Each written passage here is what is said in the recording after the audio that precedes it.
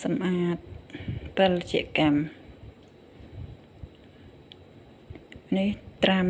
ធម្មតាគេត្រាំតែ8ម៉ោងទៅ10ម៉ោងខ្ញុំនឹងប្រហែលម៉ោងឯនេះចូល20ម៉ោងឯហ្នឹងដោយសារតែរវល់បាននេះបានស្រង់វា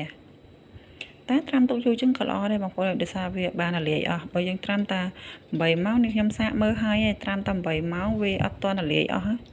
10ម៉ោងក៏នៅតែអត់ទាន់រលាយអស់ដែរអញ្ចឹងឯងនេះខ្ញុំដាក់យូរជាងប្រហែលទៅបើយកល្អត្រាំចាប់ពី2 10ម៉ោងអីទៅបានវារលាយអស់នេះខ្ញុំត្រាំ8ម៉ោងទៀតទៅនៅដុំៗឡើយនៅតែនៅដុំៗឡើយទៅនេះលាងសម្អាតមកទឹកហើយចឹងហើយទឹកបន្ទាប់ទៅអត់មានលូកដៃចូលទេ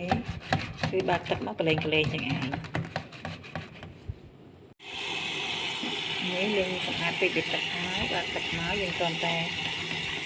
គវីវាចឹងទៅរួចចាំយើងលើកឡើងឥឡូវខ្ញុំលាងសម្អាតវារួចហើយខ្ញុំទៅលើកវាយកមកទុកមកបន្លែឲ្យវាស្រស់ទឹកសំខាន់គឺមកទឹកពីទឹកចុងក្រោយហ្នឹងអត់លូកដៃចូលទេយើងលូកដៃចូលតែទឹកដំបូងឯងទឹកពីទឹកក្រោយគឺយើងអត់បានលូកដៃចូលទេគឺយើងរក្សាអនាម័យ